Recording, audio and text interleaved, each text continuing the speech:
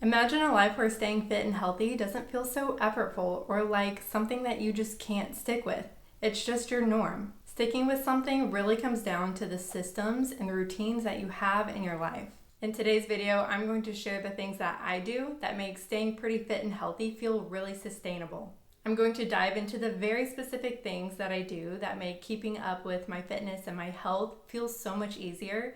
But before getting into that, I want to preface that being able to work with your thoughts, shift your perspectives, and change your self-perception are so important for being able to keep up with new habits. And having routines and systems in your life that revolve around these healthier habits or actions is going to make keeping them in your life so much easier. At this point in my life, sticking with actions that keep me healthy and fit feels more automatic and normal than not, which can feel really weird when you get out of your bubble and realize the things that you do is not the norm. But for me, it's become so easy and seamless because of the habits and lifestyle that I've created for myself. James Clear has a quote that says, "You do not rise to the level of your goals, you fall to the level of your systems." And that's what I want you to keep in mind when you think about your goals of having a more fit and healthy lifestyle. The goals are great. Thinking about where you want to go is great. It provides some direction. But in terms of keeping up with those things, think about creating systems in your life that are going to help you do that. And this is the difference in the people who try things out for a couple weeks and then go right back to their norm versus the ones that create this whole new lifestyle for themselves. So this took me a while to figure out. I trialed and failed.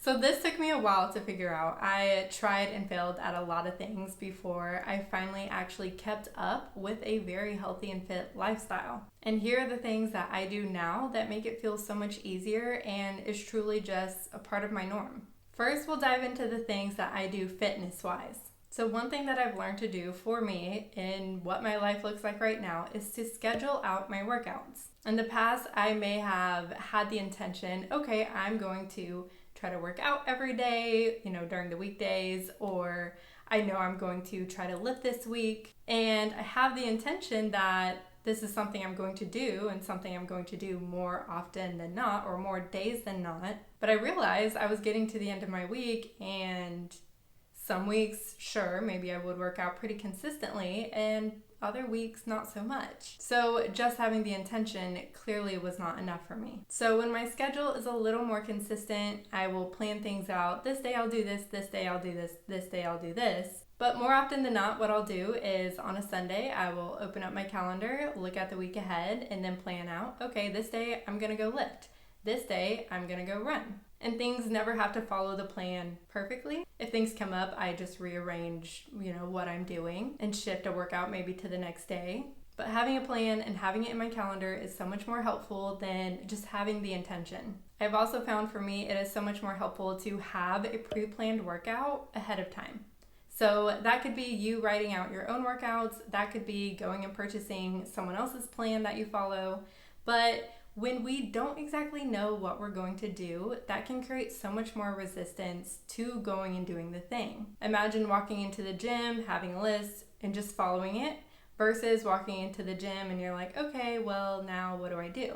Especially if we have a lot going on in our lives, or if we just had a long, stressful day at work, trying to decide what we're going to do while we're in our workout requires a lot from the brain. That's a lot of decision making. So you may find that you work out more consistently, or even maybe enjoy it more if you go into it with a specific plan.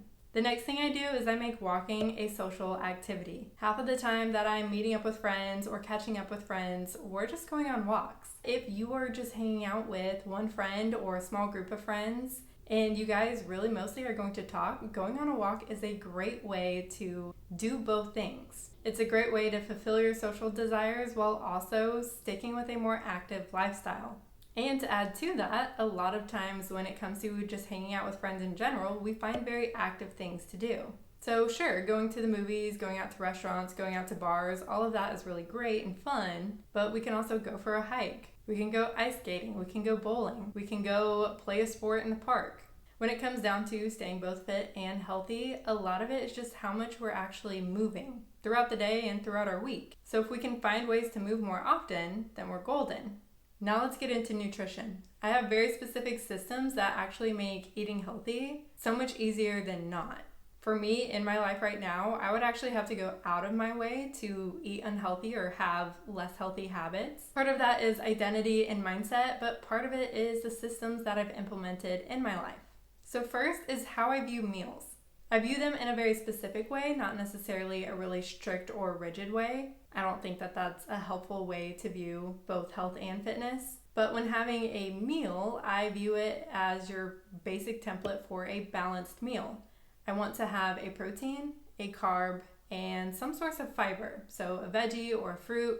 And we also want fat, but for what I eat, there's always some sort of fat anyway. And because this is how I eat and this is how I view my meals, I am always getting a really great ratio of my macronutrients. I am always getting plenty of micronutrients. And both of those things really help with my overall health as well as maintaining a healthy body composition. Then there's how I grocery shop. I grocery shop in a pretty specific way. I always go and get 2 to 3 protein sources, which for me are going to be meat sources, 2 to 3 carb sources, 2 to 3 fruits and vegetables, some fat sources if I need them, 1 to 2 things for snacks. And that's pretty much it. I always have plenty of seasonings and sauces on hand to help flavor up my food, but I don't usually get those on a week-to-week basis. And this is just such an easy way to go about shopping and thinking about having these healthier meals. And this goes hand in hand with how I prep my meals and how I eat throughout the week. So I don't pick out specific recipes. I sometimes will brainstorm a few things that maybe I want to cook. And I always have a few meals that I keep in that rotation. But what I do is I go into the grocery store, I grab a couple of fruits and veggies, then I walk over to the meat section, grab a few different meat sources. I'll grab some carbs or fat sources if I need them, but those don't tend to be a week-to-week ordeal. I'll grab some eggs. And then I usually, not every week, but I'll usually get a few extra things for snacks. Sometimes that's popcorn, sometimes that's carrots and hummus, sometimes that's protein bars, sometimes that's chips and guac. And those are just fun little extra things that I'll usually have on the side of a meal. So that's what my grocery shopping looks like. And then I come home and I don't sit there and meal prep for the week. What I'll do is I will cook one of the proteins, one of the carbs, some veggies, and I'll season it and add some sauces depending on what kind of flavor I'm going for that week. And then the next day I may cook another protein or another carb source, and basically instead of building meals, I'll always have 1 to 2 protein sources and 1 to 2 carb sources and veggies just ready to go, and I can mix and match throughout the week or mix and match week to week how I'm putting all these things together. So maybe I'll cook some chicken, and lunch 1, I'll have that with some rice, some veggies, and whatever sauce I want to put on that. And then day 2, I'll have that leftover chicken with a different sauce and some noodles. But basically, I always have food in my fridge. Sometimes they are more specific meals, but pretty much things are cooked when it's time to either pack up my lunch or throw things together for dinner. I will put each individual ingredient onto the plate or into the bowl, heat it up, add whatever sauces, salt, whatever it may need, and call it a day. But because I always have things cooked and it's so easy to just throw things together, I'm not going out and buying food very often. The last thing in the nutrition section is all around water. So the first thing I do when I wake up is go downstairs and get a glass of water. I don't know who first told me to do this or where I got that idea from, but I've been doing it for so long that it's just so natural at this point. But we wake up dehydrated. A lot of us don't drink as much fluids or water as we should.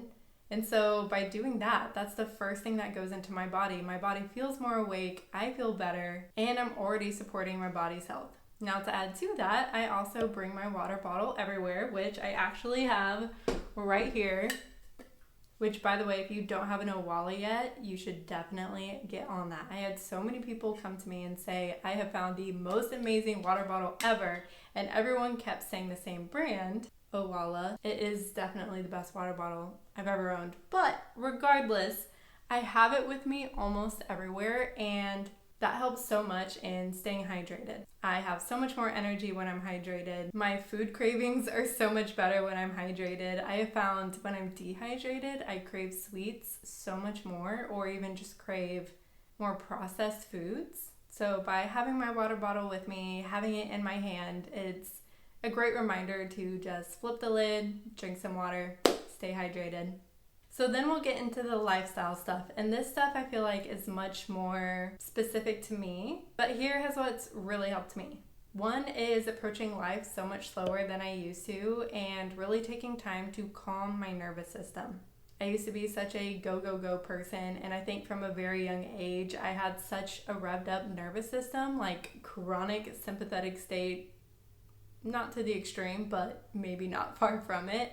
And when we're living life in that way, it's going to be so much harder to change our habits and behaviors, to think more clearly, to change the way that we think, and to be happy. So instead of being in that go, go, go, like rushed around, super high stress state, I just approach things a little bit calmer, a little bit slower, and I've gotten out of the habit of being go, go, go. And I do things like breathing deeply, a daily meditation, just like a 10-minute guided meditation, being in nature, intentionally being present. And not only does doing all those things and having a calmer nervous system really benefit our health, but it also helps us make healthier choices. I mean, just think about the differences in choices you might make if you are stressed to the nine versus if you feel pretty calm and good about life.